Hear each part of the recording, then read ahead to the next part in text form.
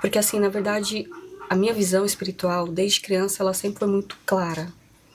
Então eu ia em lugares, eu passava mal pelo ambiente espiritual. Pessoas, eu tinha dificuldade de conversar, de falar, porque eu sentia, sabe, um algo espiritual sobre aquela pessoa.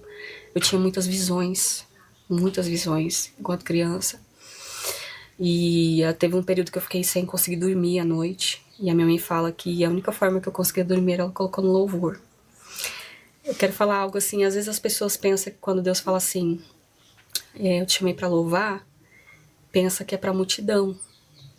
Mas nem sempre Deus vai te chamar pra louvar pra uma multidão. Às vezes o louvor, ele é o teu combustível, é o teu acesso a Deus, é o que... Uma arma pra guerrear. É uma arma pra guerrear, sabe?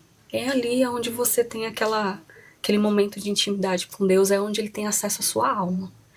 E o louvor pra mim sempre foi isso. Então, ela sempre colocava esses louvores, eu conseguia dormir, eu acalmava. E quando eu menos espero, eu tô louvando, sabe? Em casa, lavando a louça, sempre tô louvando. E eu lembro que ela falou isso pra mim, né? Que esse período só passou por conta do louvor. E aí eu comecei, nesse período que eu comecei a voltar a ver coisas, a ser literalmente assim, incomodada por espíritos imundos. E eu lembro que eu deitava na minha cama e eu sentia a cama, assim, o colchão abaixando quando deita alguém. Não tinha ninguém. Eu vivi noites terríveis, terríveis, terríveis. Porque eu tinha batido o pé, que eu ia fingir que Deus não existia. Ah, você ficou revoltadinha com Deus. Acho que todo mundo passa por um momento assim na vida. Sim, porque eu queria ser normal. Sabe? Quando você se sente muito diferente. Porque eu já era diferente pelo aspecto. Mas eu também me sentia diferente porque eu via coisas, sentia coisas que eu falava com as pessoas e elas não viam e nem sentiam. E aí, às vezes eu via as pessoas assim, da minha idade, eu era uma jovem, né? Falando situações que viveram, até mesmo música que conhecia. E, tipo, eu parecia que eu tava dentro de uma bolha, sabe? Então eu não tinha conhecido o mundo, assim. Eu não tinha... E aí eu falava, será que... Aí começou uma indagação na minha mente. Será que tudo isso que eu vivi é real, sabe? Será que se eu fingir que nada disso aconteceu vai dar certo, sabe? Então foi o período assim que eu tentei ser normal, né? E aí foi onde eu acredito que Deus permitiu, assim, eu viver a intensidade do mundo espiritual.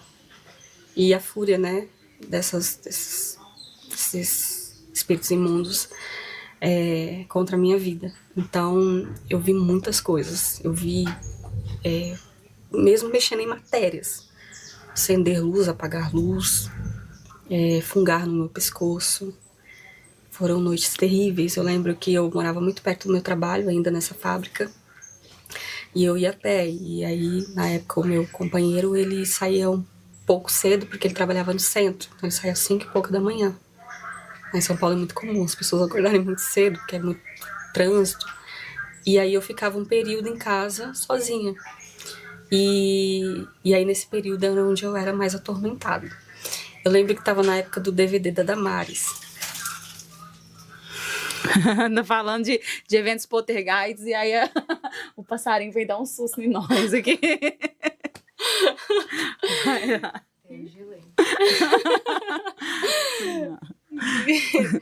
E eu lembro que estava na época do DVD da Damares e eu tinha comprado um DVD. Eu colocava esse DVD todinho, do começo ao fim, de trás pra frente, de frente pra trás.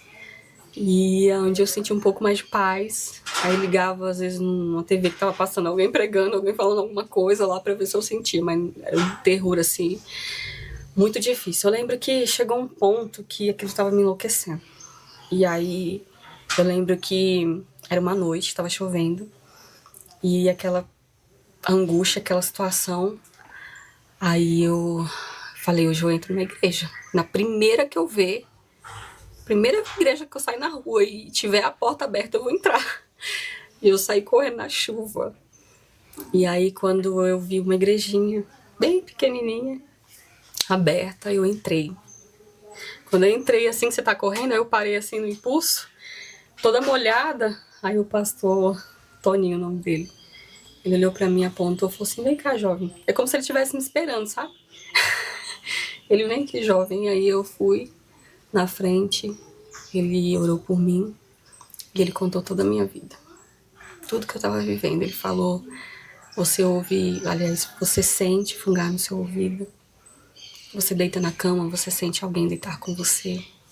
Tudo que eu tava vivendo, ele falou. E aí ele orou por mim e disse: eu vou acompanhar você durante um mês. Vou na sua casa, vou orar na sua casa, porque isso aqui não vai cessar agora. É algo muito profundo. E ali ele fez aquele acompanhamento e eu voltei para Jesus. E depois desse propósito que ele fez na minha casa durante um mês, uma vez por semana, foi que cessou.